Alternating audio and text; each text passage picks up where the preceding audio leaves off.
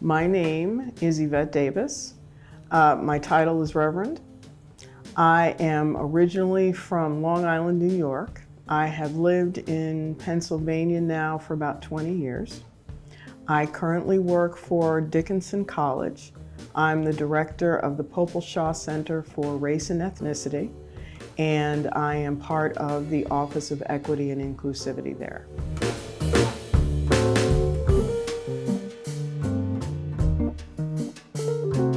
I have only been involved with the Pennsylvania Past Players since 2015, but prior to my joining, the Pennsylvania Past Players was founded by Lenwood Sloan, and it is a company of living history interpreters who embody the personas of African Americans who were prominent in the history of central Pennsylvania.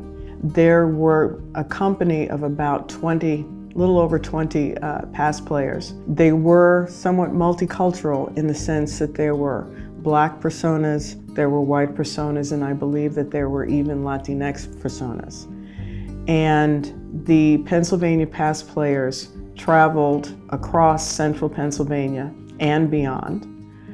And they went through a very rigorous training process. The training that was designed and implemented by Lenwood Sloan and the partners that he invited to do additional training involved not only learning the history of the personas themselves, but to also become familiar with the dress, how to walk, what etiquette in the 19th century looked like, how to speak and the cadence of speaking in the 19th century. When people see us, they have a tendency to refer to us as reenactors.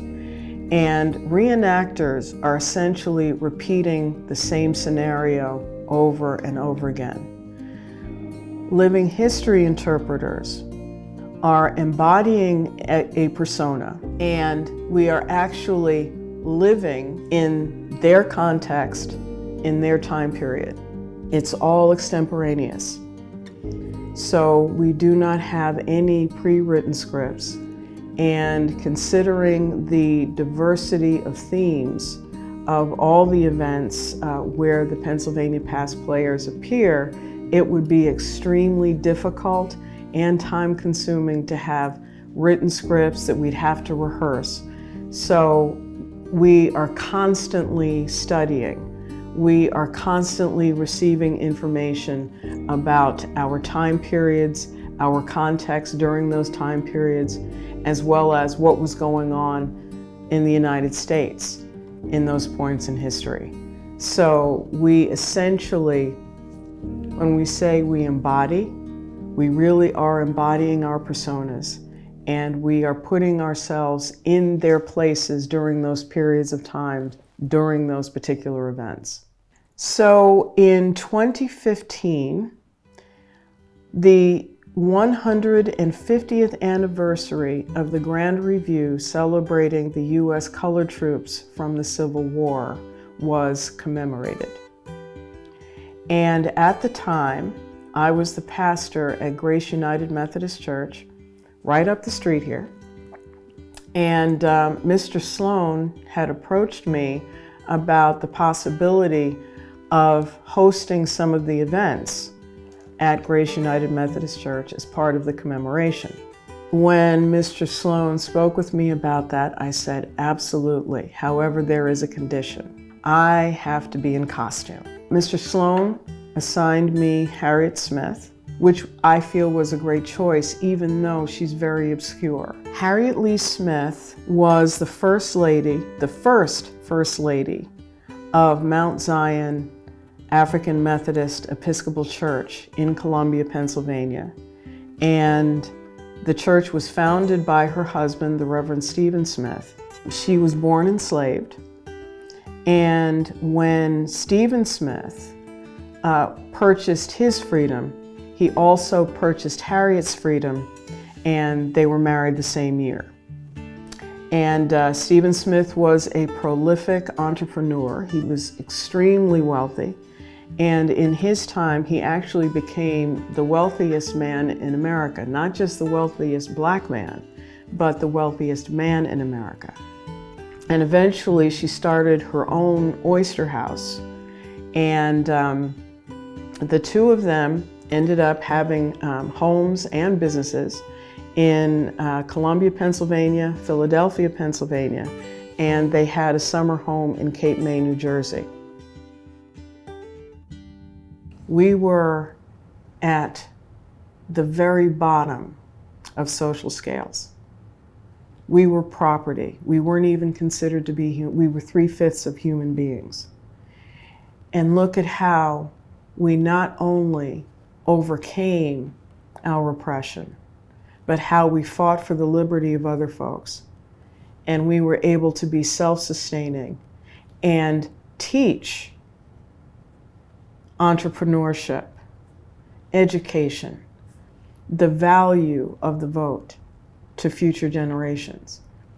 If we could do that during those periods, what can we do today?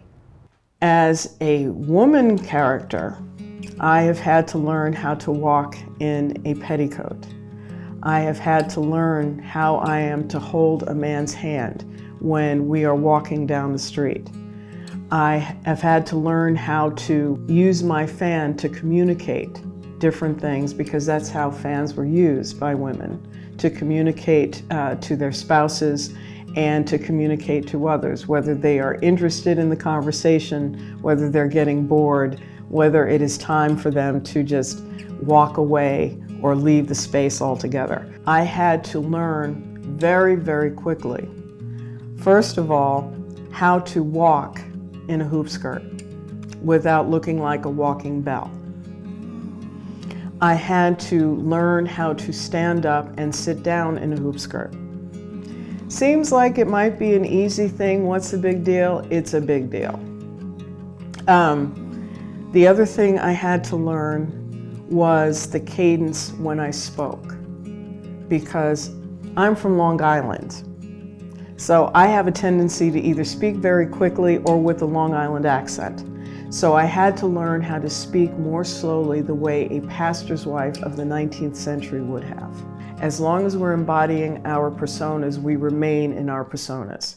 So when we were in Pittsburgh for a Juneteenth commemoration, we had to do an oration in a park. And just before the program started, there was some banging 1990s R&B piping through the speakers. And several of us, mainly me, started to dance in my costume. I cannot describe the dirty look that Mr. Sloan gave me, and I had to calm down. And then later on, I had to be reminded that no cell phones, no dancing, no 21st century dancing, none of that. Remain in the 19th century. So I hope that the work that we're doing will inspire folks to really look at history differently and do their own research, that it would also help them to look at the broader scope of history in central Pennsylvania and in Harrisburg specifically. And I hope that it would inspire future generations to think about what are the possibilities that we have now in our current context with the level of agency that we have and the resources that we have.